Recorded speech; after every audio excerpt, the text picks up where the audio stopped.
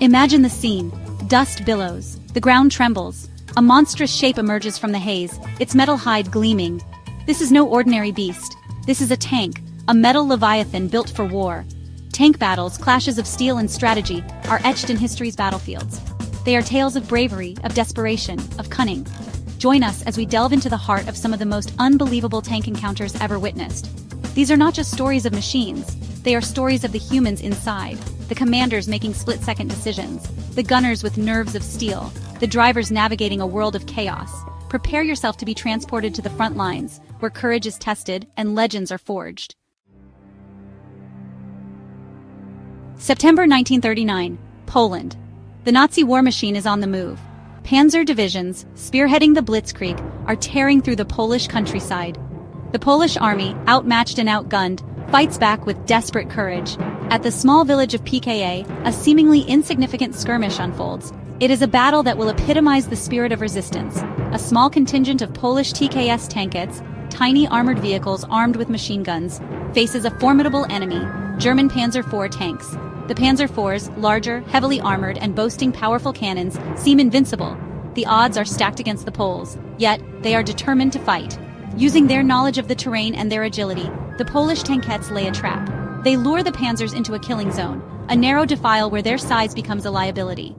The Polish machine guns roar to life, their fire ripping into the German tanks. The panzers, caught off guard, are unable to bring their superior firepower to bear.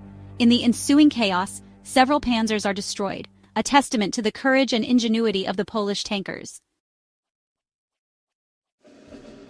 1943, North Africa. The sun beats down relentlessly on the rocky slopes of Djebel Djaffa, casting long shadows and creating an almost unbearable heat. The air is thick with tension, a palpable sense of impending conflict hanging over the landscape. Sergeant John Oscroft, a seasoned British tank commander, finds himself facing an enemy straight out of a nightmare, a German Tiger tank. The Tiger, a behemoth of steel and engineering prowess, is the most feared weapon on the battlefield, a true juggernaut. Its 88mm cannon can reduce any Allied tank to rubble with a single devastating shot. Oscroft, commanding a Sherman tank, knows he is outgunned and outmatched in terms of firepower and armor. He has only one advantage, the element of surprise, a fleeting opportunity that he must seize. The Tiger, unaware of the British tank's presence, rumbles along a ridgeline, its crew complacent and unsuspecting. Oscroft sees his chance. He orders his gunner to hold fire until the last possible moment, a tense silence filling the Sherman. The tension inside the Sherman is unbearable, every second feeling like an eternity.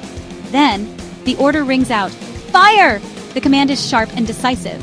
The Sherman's 75mm gun roars, its shell slamming into the side of the Tiger with a thunderous impact.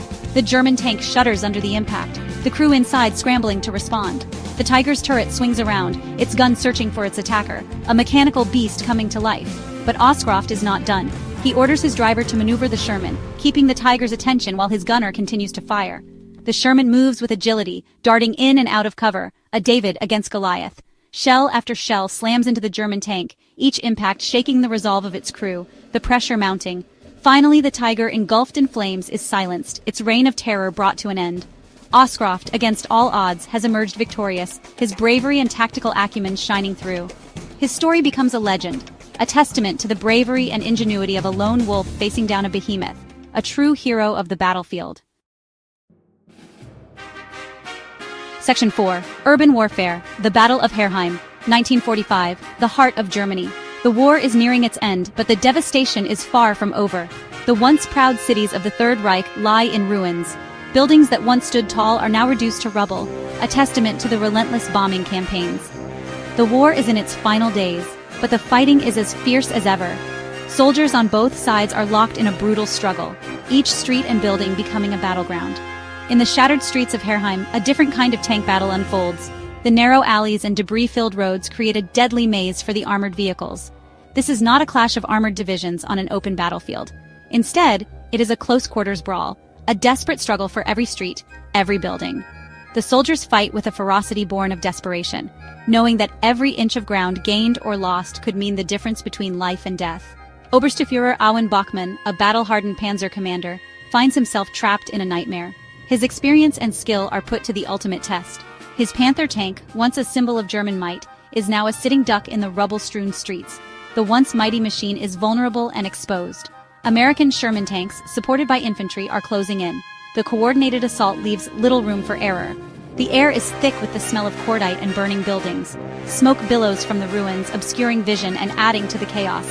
The din of battle is deafening.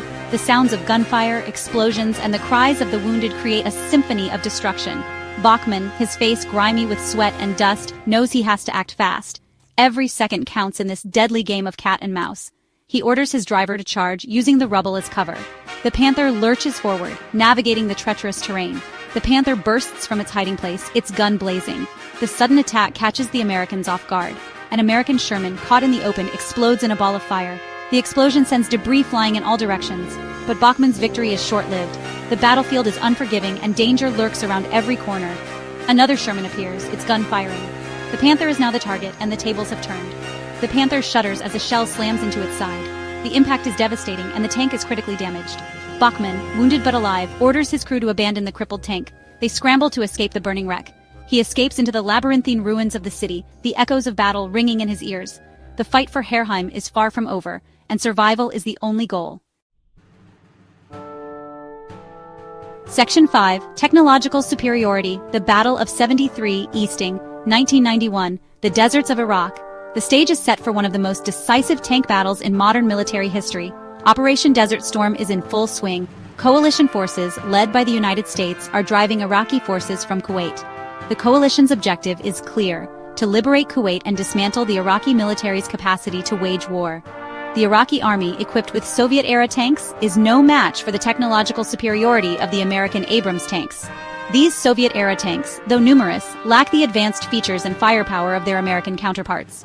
The Battle of 73 Easting, a tank battle that unfolds with lightning speed, will demonstrate the gulf in capabilities between the two sides. It is a clash that will highlight the stark differences in training, technology, and tactics. Captain H.R. McMaster, commanding an American tank company, leads his Abrams tanks into battle. His leadership and tactical acumen will play a crucial role in the unfolding events. Their mission to destroy the Iraqi defenses along a feature known as 73 Easting. This mission is critical to the overall success of the coalition's ground campaign. The Abrams, with their advanced armor, sophisticated fire control systems, and powerful 120mm guns, are technological marvels. These tanks represent the pinnacle of modern armored warfare technology. The Iraqi T-72 tanks, while numerous, are outclassed in every respect. Their outdated technology and inferior firepower make them vulnerable to the superior Abrams tanks. The battle is over almost before it begins. The speed and efficiency of the Abrams tanks leave the Iraqi forces with little chance to mount a meaningful defense. The Abrams tanks, using their thermal sights, can see and engage the Iraqi tanks long before they come into range of the Iraqi guns. This technological edge is a game-changer on the battlefield. The American tank crews are highly trained, their skills honed through years of rigorous training. Their proficiency and discipline are key factors in their battlefield success. The Iraqi tankers, poorly trained and lacking motivation, are no match. Their lack of preparation and low morale contribute to their swift defeat. The Abrams tanks, firing with deadly accuracy, decimate the Iraqi formations. Their precision and firepower are unmatched on the battlefield. The Battle of 73 Easting is a one-sided affair, a testament to the overwhelming technological superiority of the American military. It is a clear demonstration of how advanced technology and superior training can decisively shape the outcome of a battle. Section 6, Echoes of Courage. The clang of steel fades, the roar of engines is silenced. The dust settles on battlefields scattered across time and continents. The tank battles we have explored, from the desperate struggle of the Polish TKS tankettes to the technological dominance of the American Abrams, offer a glimpse into the heart of armored warfare. They are stories of courage, of ingenuity, of the human cost of conflict. Each battle, whether a victory or a defeat, highlights the human element at the core of war. The commanders making impossible choices, the crews fighting for their lives inside their steel cocoons. These stories are a reminder of the enduring power of the human spirit. Even in the face of overwhelming odds, they are echoes of courage that continue to resonate long after the guns have fallen silent.